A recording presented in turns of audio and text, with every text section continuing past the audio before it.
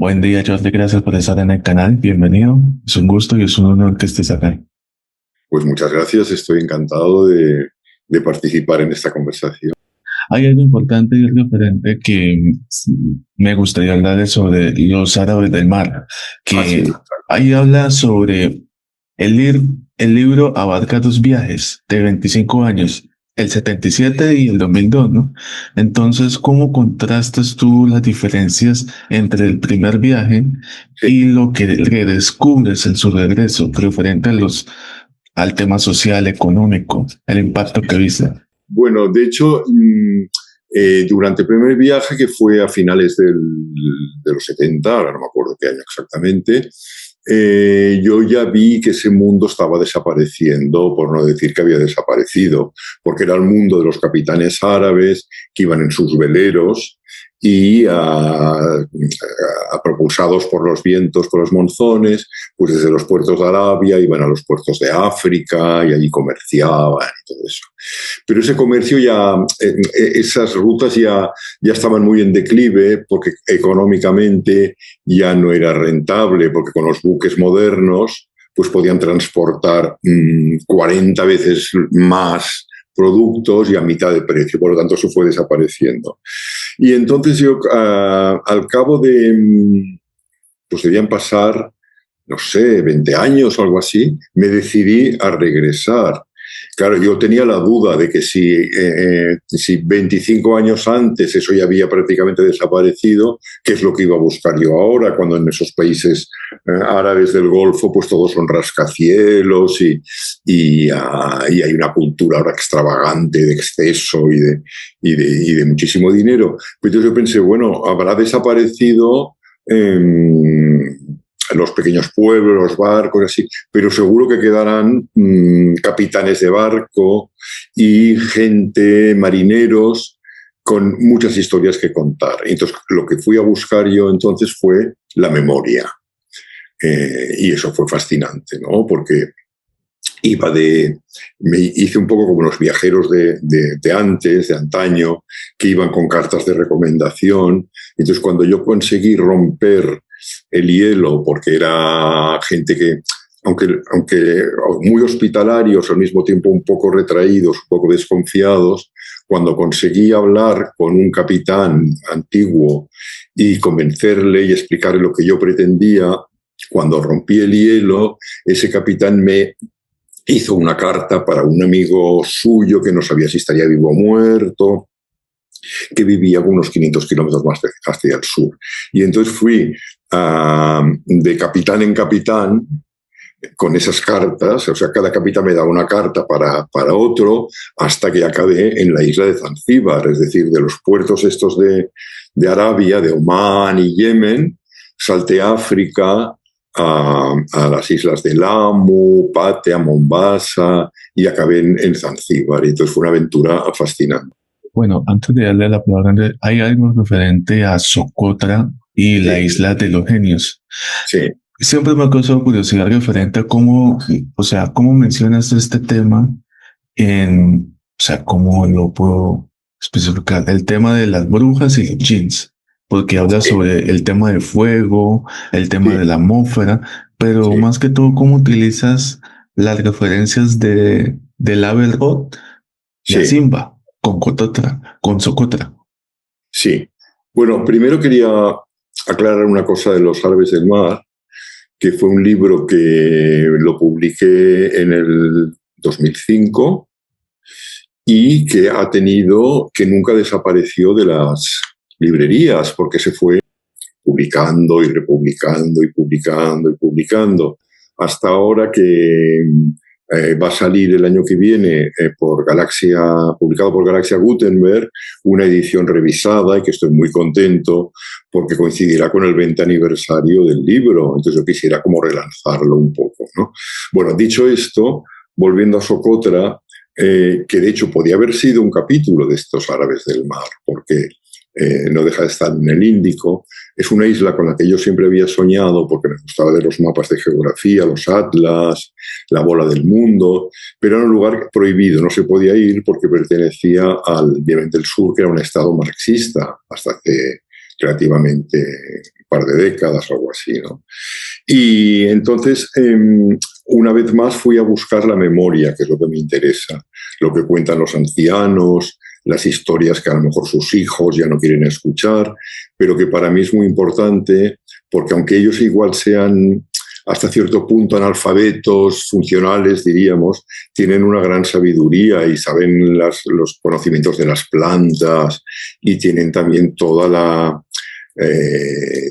literatura oral, ¿no? Todos son un poco depositarios de la cultura de su pueblo, aunque a veces estén mal vistos por la gente de la ciudad, que los encuentra primitivos o retrasados o así.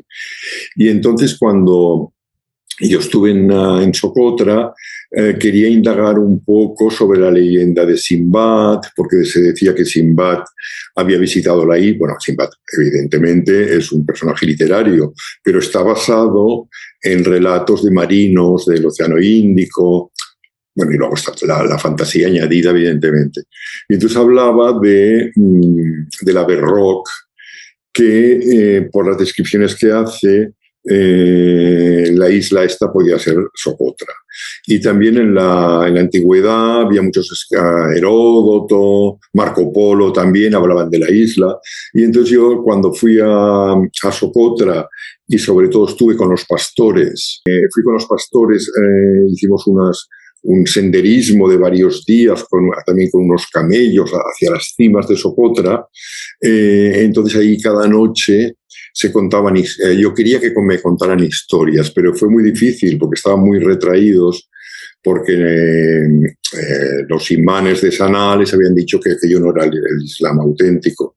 Pero entonces yo les empecé a explicar historias de África, exagerando un poco también para romper el hielo y darles confianza, hasta que una noche uno de los ancianos dijo, sí, eso también ocurre aquí. Y entonces me empezó a explicar esta historia que siempre me ha fascinado, de los espíritus, de esta creencia pues, en espíritus y en brujas también.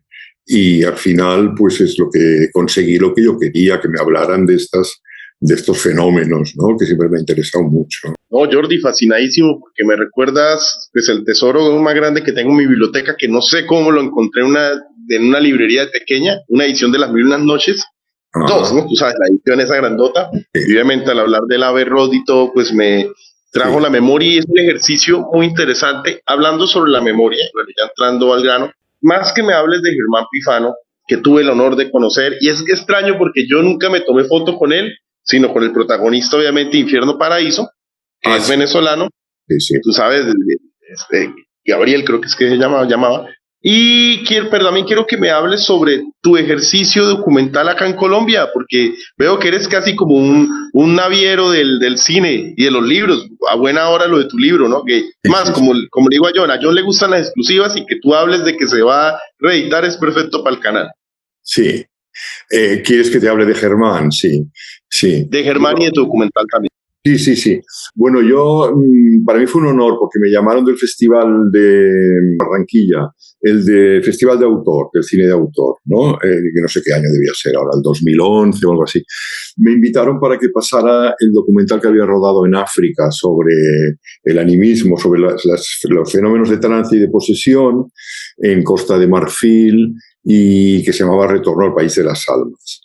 Y entonces ahí, bueno, pues se describen todos los procesos por los que pasa un iniciado o iniciada hasta que es considerado y entronizado como gran sacerdote o sacerdotisa. Y esta película que pasé en Barranquilla, que fue fantástico, conocí a una gente extraordinaria, pues entonces nos hicimos muy amigos de Germán. Y además coincidimos con aquello que pasa, ¿cómo se llama? ¿Sabes? Cuando hay como unas tormentas y hay agua y que se queda toda la ciudad parada, el arroyo, no me acuerdo cómo se llamaba. ¿Los manglares? No. Estábamos en la ciudad, empezó a llover y sí. Íbamos una borrasca. Bueno, sí, íbamos como en una vanette, como en una camioneta, un pequeño autobús con mucha gente del festival, y de repente nos quedamos aislados porque es que no se podía ir ni a esta calle ni a la otra porque bajaban los coches. Bueno, duró unas horas, luego paró. Pero nos quedamos ahí en ese automóvil y entonces ahí empezamos a hablar de muchas cosas y vimos que teníamos mucho en común, ¿no? A mí me fascinó su documental sobre Infierno-Paraíso, era como un descenso a los infiernos, aquellas imágenes del barrio aquel de Bogotá, que ahora no recuerdo el nombre, eran impresionantes, ¿no? El Bazuco, era como un infierno realmente con aquellos fuegos y aquellos humos y las personas, aquellas pobres tan desgraciadas con aquella situación tan difícil, etc. Y entonces empezamos a hablar mucho y él me dijo que por qué no hacía algo en Colombia sobre este tema. Y yo le dije que porque normalmente mis películas estaban basadas en libros o en investigaciones que había hecho yo previas y que yo no había estado nunca en el Chocó y yo no quería llegar a un lugar que no conocía a nadie, con la intrusión que eso significa y además con un equipo que también son equipos muy reducidos, pero que para mí eso yo no lo había hecho nunca. Y él me dijo, no te preocupes que yo te haré un poco la investigación y haremos la película, bueno, es tu película, pero yo te haré la investigación. Ah, bueno, muy bien, pues tú apareces ahí como el ideólogo de la película, o en el guión, o lo que fuera, ¿no? Y entonces fue muy bien, y a partir de ahí nació esta amistad. Él vino a España, vino a Barcelona, yo le dejé mi apartamento, evidentemente, vino varias veces porque él tuvo la suerte de que vio o habló con el montador de Pedro Almodóvar, que ahora no recuerdo el nombre, bueno, pero que es un montador de estos así muy como famosísimo y muy bueno y tal. Y tuvo la suerte que le montó la película y le ayudó también en la postproducción porque él había filmado con unas Sonys de estas pequeñas que tienen una calidad muy deficiente.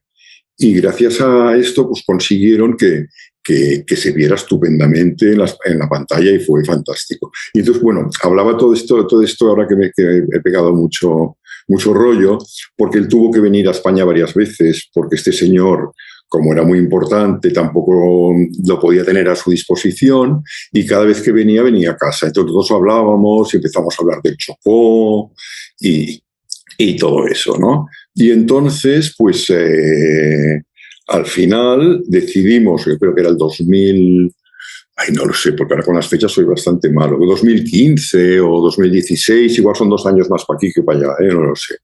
Entonces nos presentamos en Chocó, yo, bueno, con mi compañero que es sonidista, y también con un cámara, porque yo, aunque soy fotógrafo, a veces, y siempre tomo la cámara, siempre prefiero que alguien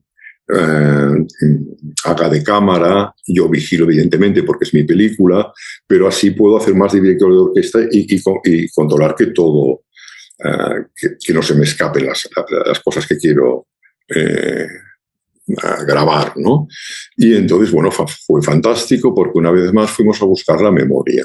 Y entonces, de estos hombres, de estos afrocolombianos, y que contaban pues también historias. Claro, yo me lo iba a mi terreno y procuraba que me contaran historias así un poco mágicas, y todo esto fue excepcional. Y luego fue muy bonito porque lo que me sorprendió es que hablaban un español riquísimo y con unas palabras, muchas se me escapaban. Y yo le decía a Germán, oye, ¿qué ha dicho? ¿Esta palabra qué quiere decir? Y dice, no lo sé. Dice, estos son localismos, aquí son localismos. Y entonces un día que, o sea, esas cosas como pasan, que de repente, ¡plim!, que tuvimos internet, no sé por qué, en una barca, en un sitio, no sé qué debía confluir ahí, clink, clink, clink, empezó a sonar internet, y entonces yo me puse en la web de la Academia, de la Real Academia, de la RAE, y coloqué algunas de estas palabras. Y salió que eran perfectas españolas, que eran palabras fantásticas, pero que estaban en desuso. Ponía en desuso desde el siglo XIX, en el desuso del siglo XVIII. Es decir, era el español de la época en la que estos hombres que eran esclavos y se escaparon de los españoles que los trataban como animales, y se llevaron consigo este español tan rico. Y luego cuando les hicimos que hablaran, incluso montamos luego como una comida que sale en la película, que cantan y así, uno de ellos empezó a recitar un romance muy antiguo castellano de Girineldo, que es una cosa que aún se recita por Castilla, por ahí. Es decir, una cosa totalmente que yo me quedé muy impresionado. Y también hablaban de un viento que se llama el cierzo, que es un viento que solamente hay en algunas zonas también de por ahí, por Aragón o no sé dónde. Entonces, claro, para mí era rarísimo que hablaran de una cosa tan española en la otra punta del mundo, como si dijéramos. Después también una de las canciones, que es muy conocida, que es la de, es una copla que dice ¿qué pájaro será aquel que canta en la verde rama? No sé si la conocéis esta. Anda, ve y dile que se calle, que su cante me lastima. Entonces esto lo cantó una mujer muy bien, muy sentido, que nos emocionó a todos. Y otra vez me quedé estupefacto, porque esta canción es una copla también que se canta en el flamenco. Lo que pasa es que en vez de decir verde rama, dicen verde olivo, cambian 4 cosas.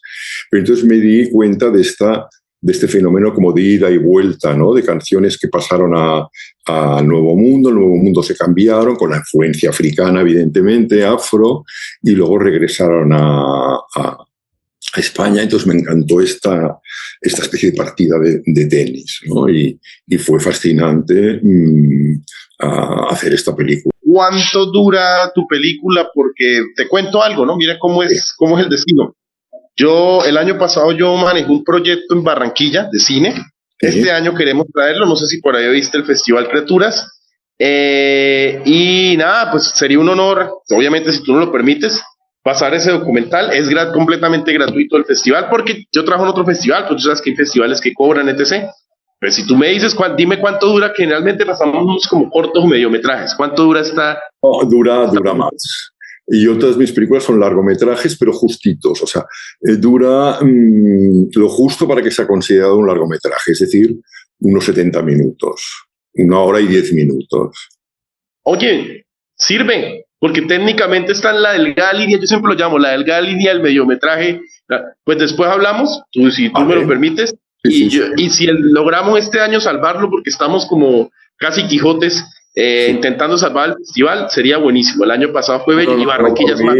Cuenta por mí, perfecto. Y el barrio se llama El Cartucho, el barrio de Bogotá, que créeme que es el infierno, es el infierno en la tierra. Y tú sabes, y no sé si has visto las noticias, volvió ahora, quitaron eso. Recuérdate que por ahí pasaba. Sí, hicieron un parque o algo, ¿no? Hicieron un jardín o algo. Se movió otro lado y tuvieron. Eso es como cuando. Yo no sé qué alegoría hacer, pero es cuando mueven las casas del infierno y las mueven para otro lado. Eso es.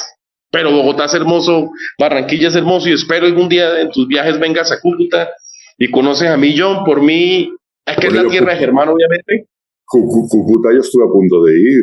Porque Germán decía, ven a Cúcuta, incluso teníamos un proyecto juntos. Y él tenía una película, que debo tener el PDF por algún lado, porque me envió el guión, y le hacía mucha gracia que yo interpretara un personaje que creo que era turco, bueno, de los que llaman turcos, que en realidad venían del Líbano, pero para mí lo convirtió en un catalán. Y entonces a mí me hacía mucha gracia y hablábamos de esto, y además lo íbamos a filmar en la Guajira. Era un proyecto maravilloso, pero claro, se nos fue muy pronto y no se pudo hacer. Pero no, para que veas que yo estuve a punto de viajar a Cúcuta y pasar una temporada, ¿no? Pero mira, no pudo ser y ya está. Pues como decimos en Colombia, si nos llegan las lucas, que seamos John y yo los que traigamos a Cúcuta. John, acá tienes a un actor, un personajazo, te lo dejo en tus manos. De mi parte, muchas gracias, y esto sea un homenaje. Le voy a decir a John que te pase la entrevista que yo le hice tanto a Germán como al protagonista. Vale. Eso, era unos kilos menos. Fue como 2013, por ahí que se estrenó. Y fui a verla al cine. que fue el documental, esa película fue la película colombiana más vista ese año, es un hito, siendo un documental, ganó los Macondo. Sí. Gracias, John. No, con mucho gusto. Bueno, yo tenía la curiosidad, solo es para enfatizar, nos pregunta Panegre, creo que tú hiciste de Martín Araujo estoy muy equivocado. No, eso es otra película. Yo era muy amigo de Agustín Villaló. Bueno, y entonces él me pidió que hiciera de cura, de sacerdote, en Panegra. Y entonces yo allí hago de un sacerdote en la España esta franquista de los años 50 y de un sacerdote un poco... Martín Artajo. No, Martín Artajo es otra. Hice de el profesor Escolazzi. Sí, de un sacerdote así, bastante con perdón, hijo de puta. Sí. Y entonces, bueno, pues yo me lo pasé muy bien porque me encanta actuar. Para mí es como jugar a los disfraces como cuando éramos pequeños, porque, claro, yo total voy 2 o 3 días, me pagan bien y me divierto muchísimo, es decir, no me lo tomo como un trabajo porque no lo es.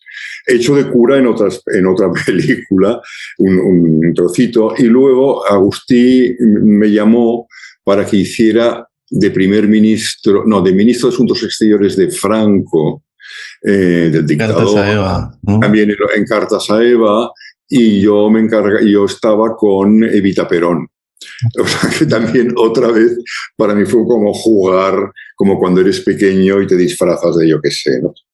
Y eso fue muy divertido. Y entonces a mí me gustaba hacer papeles de malo, porque de malo, es decir, de ministro fascista y de cura también, de un cura con malas mañas.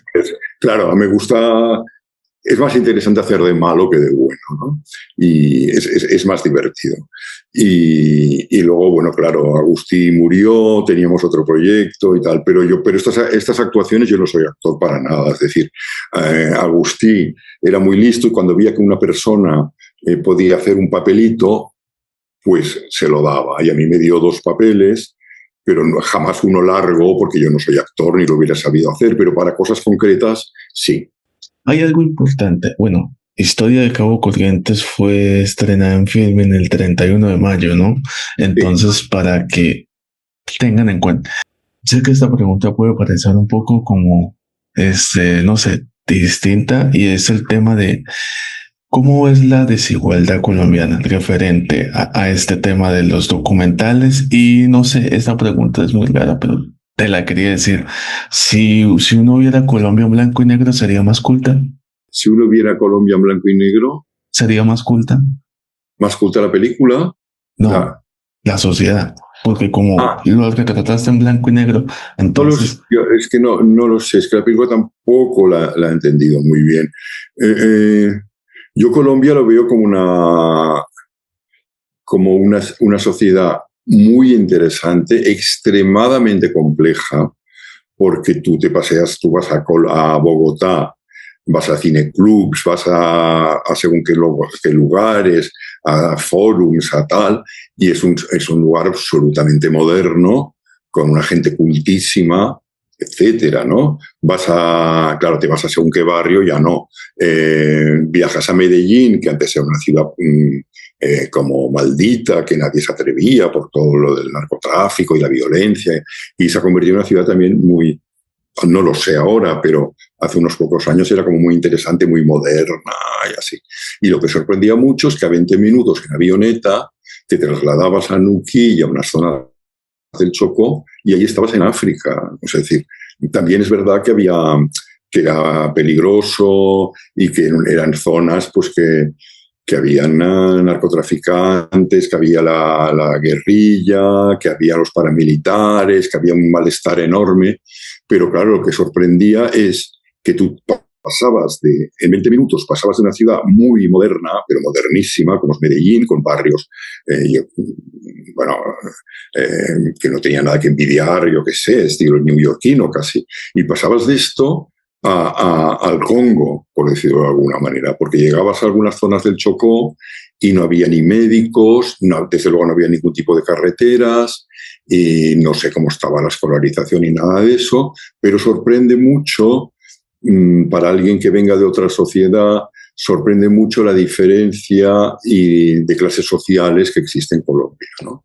Y bueno, espero que esto algún día se empiece a corregir, porque realmente Colombia tiene muchísimo que ofrecer. A mí, por ejemplo, el escritor que me encanta es Vallejo. Todo el mundo me habla de García Márquez. Claro, García Márquez es García Márquez, por favor, ¿qué voy a decir? Pero en cambio, Vallejo me gusta mucho porque es muy cáustico y no está para tonterías. Y entonces esta especie de exabruptos que suelta, aunque a veces es un poco virulento y quizás a veces dices, bueno, cálmate un poco, Fernando, pero es buenísimo, es buenísimo. Claro, de hecho le iba a decir, yo te estaba escribiendo, John, porque bueno, también puedo hacer un paréntesis acá, John, aunque para mí no le hagas paréntesis a entrevista porque es increíble. John me está diciendo entrevistota, pero con lo de Vallejo, hombre, yo tengo el mismo dilema y el mismo Vallejo ha atacado a García Márquez y es muy cierto lo que dicen. García Márquez, sin demeritar lo obvio, se creía un dios, pero Vallejo siempre hablaba desde el yo. Y eso es una valentía para cualquier escritor. Sí. Date cuenta que todas las obras de Vallejo están en primera persona, o sea, imagínate. Sí, sí. Bueno, es que García Márquez es un enorme escritor. A mí quizás lo que me gusta más es El amor en los tiempos del cólera, ¿eh? Pues una novela fabulosa. Por supuesto, 100 años de soledad, Cándida Herén, todo aquello. Es fantástico. Es buenísimo. Pero es como un escritorazo y forma parte de estos escritores tipo Carlos Fuentes, Juan Gutisol o Borges. O sea, él juega el papel de escritor, que me parece muy bien porque es lo que es. Pero Fernando Vallejo es como una especie de anarquista. Es casi terrorista, ¿no? Es dinamita, empieza sus novelas atacando quizás lo que más quiere, que es Colombia y España. O sea, empieza puta Colombia, hija de España, ladrona. Es decir, pero si habla de esto es porque son cosas que las lleva muy adentro, ¿no? Y después cuando habla, sobre todo en el desbarrancadero. Perdona, es que me lío con las palabras. Es fantástico cuando habla de todos aquellos bares y de su abuela y de la familia. Es fantástico, es fantástico. Lo que pasa es que también mi crítica es que todos los libros son como iguales y entonces llega un momento que ya no sabes si aquello ya te lo ha contado o no. Pero me es igual, porque no es un escritor atípico y entonces con que leas unos cuantos libros ya has entrado en su mundo y ya te quedas con aquello que es lo que me interesa, ¿no? No, que me acuerdo un dato que eso lo dijo Troat Paciolins, ¿no? Eso es como una trivia. El coronel no tiene quien le escriba, termina con la palabra mierda. Y el desbarrancadero creo que comienza con esa palabra y en puntos, ¿cómo llamas ese? En signos de admiración, ese es el dato. Dale, John, continúa, es que me acordé de ese dato que tenía. También en homenaje a Vallejo, que adoraba a los animales como yo, bueno, adora. Mi perra se llama Bruja, como su perra, en su honor. Él y la perra. Bueno, también para poder hablar sobre la última pregunta es sobre los oasis de Egipto. Sí. Bueno, yo sé que el objetivo era atrapar el espíritu del lugar, pero no sé si se considera aún todavía como cazador paciente, pero quería preguntarle acerca del tema de Bajarilla, Farafra, Tala, Yarga y Sigua. Aún después de este tema del libro, ¿siguen atrapadas en el tiempo o ya han cambiado un poco el tema? Sí, el mundo va cambiando. Y más esos lugares que eran muy frágiles socialmente o antropológicamente, porque eran lugares que estaban un poco como perdidos en el tiempo. Y claro, ahora con las nuevas carreteras, con internet, pues han cambiado. Y sobre todo porque hay un turismo de aventura, que yo no estoy en contra del turismo en principio, pero que también ha cambiado mucho las cosas, porque de repente ha empezado a llegar gente con grandes jeeps y todoterrenos y Range Rovers y cosas de estas. Y claro, esto ha cambiado mucho la sociedad. Yo cuando fui a los oasis, es que prácticamente no los conocían ni en el Cairo ni en las ciudades. Eran lugares muy remotos, costaba mucho llegar, con unos autobuses que se rompían. Era todo una odisea llegar hasta allá, ¿no? Y entonces, pero la recompensa era que parecían lugares perdidos en el tiempo. Pero eso tampoco es verdad, porque yo leyendo libros, sobre todo hay un libro que para mí fue una inspiración, que era Los oasis de Egipto, de un historiador egipcio llamado Ahmed Fahri, de un arqueólogo y antropólogo y tal. Él ya se quejaba en los años 50 de lo que habían llegado a cambiar los oasis. O sea que imagínate, pobre hombre, si viajara ahora se pegaría un susto, pero es que esto son cosas inevitables. Todo el mundo ha cambiado muchísimo. Y la internet llega a todas partes, lo que es bueno y también es malo, y los oasis evidentemente han cambiado. Yo no quiero regresar. Regresé a Bajaría y me pegué como un susto cuando vi algunos de los poblados que había visitado ya no existían porque los habían abandonado, y como estaban construidos con adobe, con ladrillos de tierra, cocidos al sol, pues con alguna lluvia puntual, pues había como derritido y ya no existía, algunos amigos habían muerto, otros no sé qué. Entonces pensé, mira, mejor dejar los recuerdos en otro plano y olvidarse. O sea, y la frase final era que mi experiencia de ahí es que mejor no regresar a los lugares donde has sido feliz y que has dejado de visitarlos durante un periodo de tiempo grande, ¿no? Es mejor dejarlos estar y revivirlos en tu mente, ¿no? Ya no se pueden ir a buscar porque ya no existen. Y por último, ¿cómo defines su trabajo en una palabra? Sí, lo tengo clarísimo. Yo soy un cuentista en todas las acepciones del término, ¿no? Yo soy un cuentista. A mí lo que me gusta es devolver un poco esas historias que oía de pequeño. Cuando las viejas del pueblo de mi abuela, las ancianas y tal, por la noche, cuando se iba la luz, porque en aquella época España acababa de pasar una guerra, entonces todo era muy precario, de repente se iba la luz, traían las lámparas de queroseno y se ponían a contar historias y tal. A mí eso me fascinaba. Y entonces un poco con el tiempo he visto que tanto con las fotos como la escritura, con las películas, lo que quiero es contar historias. Y es lo que me considero, un contador de historias, y que me interesa mucho hablar de los mundos que están desapareciendo o que ya casi han desaparecido. Esta es mi misión, aunque suene pretencioso. No te preocupes, está muy bien. Y este es tu espacio para que digas redes sociales. Un saludo para Colombia. Invita a la gente a seguir tus libros, tu trabajo, y espero estés en Cúcuta un día. Bueno, pues estoy encantado, y todo mi saludo para Colombia, un país que me encanta, que he estado muchas veces y que me siento perfecto en Colombia, y ojalá un día pues haga otro proyecto en Colombia o al menos vuelva a visitarlo. Muchas gracias por la oportunidad, por el espacio, por todo, y bueno, mucho éxito. Gracias, muchas gracias. No, gracias a usted por la oportunidad, y la verdad estuvieron increíble todo. Muchas gracias. Te agradezco mucho. Un fuerte abrazo, Jordi. Bendiciones. Chao, chao. Se cuida.